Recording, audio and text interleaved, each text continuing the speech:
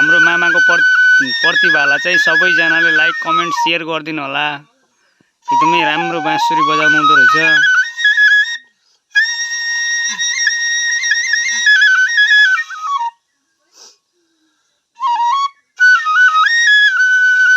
मादल भाइ त्यहाँ छ्याम छ्याम बजाइदिने साइडमा खतरा हुन्थ्यो यहाँ।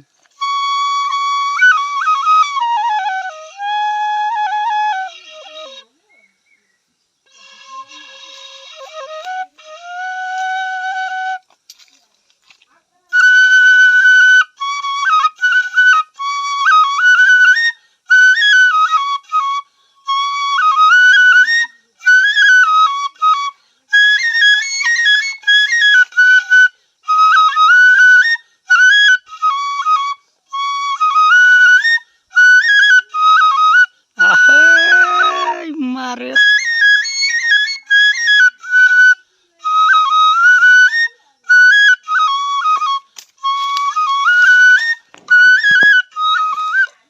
हेर्नुस् यता छुट्टै छ बाँसुरी, यो दुईटा हो।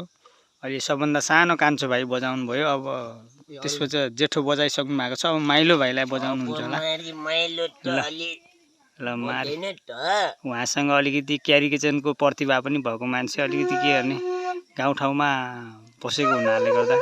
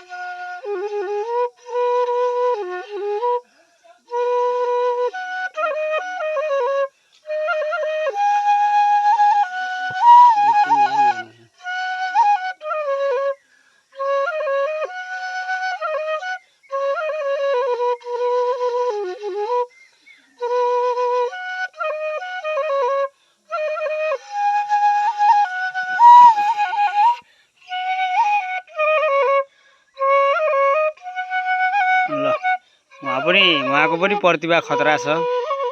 उहाँले पनि दामी बजाउनुहुन्छ। पहिला उहाँको चाहिँ प्रतिभा हेरिरहेको छौँ। ल हेर्नुस्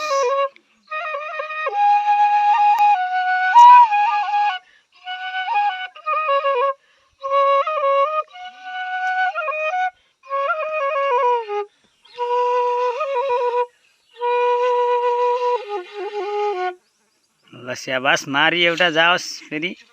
अब के को स्याल बास हो, खरेलीले घामले पुट्टाएर स्याल कट्टा बाँच्छन् अजाल त थाहै छैन त झुन्टे। राम्रा राम्रा तरुनीले हेर्दैनन् बाजे तपाईँलाई। कठैभरिलाई के को हेर्दाउन त, पट्टी लगाएर हिँड्छन् भन्ने त मिल्दैन। अब यसो लुकेर छिपेर पनि हेरिहाल्छन्। स्याबास।